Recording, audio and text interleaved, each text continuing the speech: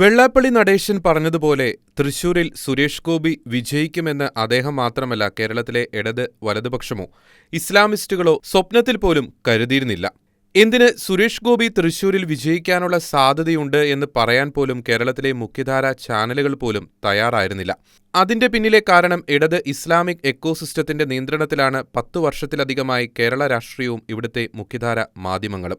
ആ എക്കോസിസ്റ്റത്തിന്റെ നിയന്ത്രണത്തിൽ നിൽക്കാൻ സാധ്യതയില്ലാത്ത സുരേഷ് ഗോപി ജയിക്കുമെന്ന ഒരു പ്രതീതി തൃശൂരുകാരുടെ ചിന്തയിൽ പോലും വരരുത് എന്ന് ആ എക്കോസിസ്റ്റത്തിന്റെ ഭാഗമായവർക്ക് നിർബന്ധമുണ്ടായിരുന്നു. അങ്ങനെ ഒരു സാഹചര്യം കേരളത്തിൽ നിലനിൽക്കുമ്പോഴാണ് അവരുടെ നെറുകയിൽ ഒരു അടി കിട്ടുന്നതിന് സമാനമായി സുരേഷ് ഗോപി തൃശൂരിൽ ജയിക്കുന്നത്. തെരഞ്ഞെടുപ്പിന് മുമ്പ് ക്രൈസ്തവരുടെ വോട്ടുകൂടി നേടി സുരേഷ് ഗോപി തൃശൂരിൽ ജയിക്കുന്നത് തടയാൻ ഇടത് ഇസ്ലാമിക് എക്കോസിസ്റ്റം തങ്ങളാൽ കഴിയും വിധം പരമാവധി പരിശ്രമിച്ചിരുന്നു. അതിന്റെ ഭാഗമായിട്ടാണ് പല പ്രൊപ്പഗണ്ട വീഡിയോകളും തയ്യാറാക്കി ക്രൈസ്തവർക്കിടയിൽ തലങ്ങും വിലങ്ങും പ്രചരിപ്പിച്ചത്. ഇതിൽ പലതും തൃശൂരിലെ ക്രൈസ്തവ സമൂഹം സുരേഷ് ഗോപിക്ക് വോട്ട് ചെയ്യാതിരിക്കണം എന്ന ലക്ഷ്യത്തോടെയായിരുന്നു. പക്ഷേ ഇത്തരം കുപ്രചരണങ്ങളെയെല്ലാം തള്ളിക്കളഞ്ഞ് സുരേഷ് ഗോപിക്ക് തൃശൂരിലെ ക്രൈസ്തവ സമൂഹം പിന്തുണ നൽകിയത് ഉൾക്കൊള്ളാൻ കഴിയാതെ ഉറക്കം നഷ്ടപ്പെട്ടിരിക്കുകയാണ് ഇടത് ഇസ്ലാമിക് എക്കോസിസ്റ്റത്തിന്റെ ഭാഗമായ എല്ലാവർക്കും. അതിന്റെ പ്രതിഫലനമാണ് തൃശൂരിലെ വോട്ടർമാരെ, പ്രത്യേകിച്ച് ക്രൈസ്തവരെ വർഗീയവാദികളെന്ന് വിളിച്ച് ആക്ഷേപിക്കുന്ന പോസ്റ്റുകൾ ഒരു പ്രത്യേക വിഭാഗം 4 ദിവസത്തോളമായി സോഷ്യൽ മീഡിയ മുഴുവൻ നിറയ്ക്കുന്നത്.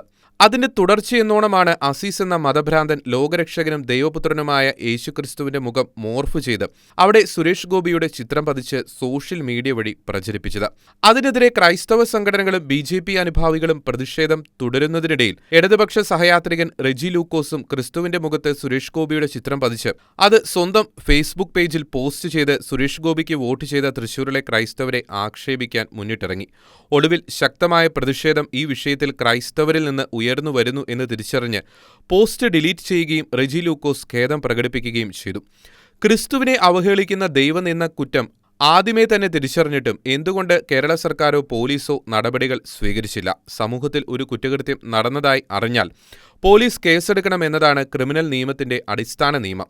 കാരണം ക്രിമിനൽ കുറ്റമെന്നത് സമൂഹത്തിന്റെ നിലനിൽപ്പിന് തന്നെ എതിരായ കുറ്റകൃത്യമാണ്. എന്നാൽ ക്രൈസ്തവ സമൂഹത്തിനെതിരെ മതസ്പർദ്ധ ഉളവാക്കുന്നതും ക്രൈസ്തവ വിശ്വാസ പ്രതീകങ്ങളെയും ക്രൈസ്തവ വിശ്വാസത്തെയും അപമാനിക്കുന്നതുമായ പോസ്റ്റുകൾ സോഷ്യൽ മീഡിയ വഴി പ്രചരിക്കുമ്പോൾ പരാതികൾ ലഭിച്ചിട്ടും വിവിധ തരത്തിൽ കടുത്ത പ്രതിഷേധം പലരും രേഖപ്പെടുത്തിയിട്ടും അനങ്ങാപ്പാറ നയം നടിക്കുന്ന പോലീസ് സംവിധാനവും സർക്കാരും നോക്കുകുത്തിയായി നിന്നത് അങ്ങേയറ്റം പ്രതിഷേധാർഹമാണ്.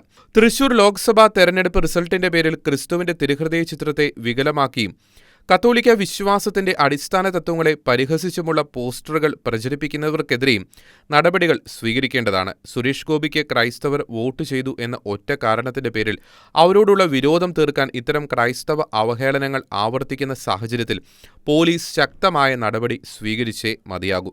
ഇന്ത്യൻ ഭരണഘടന നൽകുന്ന വോട്ടവകാശം സ്വതന്ത്രമായി ഉപയോഗിച്ചതിന്റെ പേരിൽ ക്രൈസ്തവ സമൂഹമെന്നല്ല ആരും ഇനിമേൽ ഈ വിധത്തിൽ ഇവിടെ അവഹേളിക്കപ്പെടരുത്.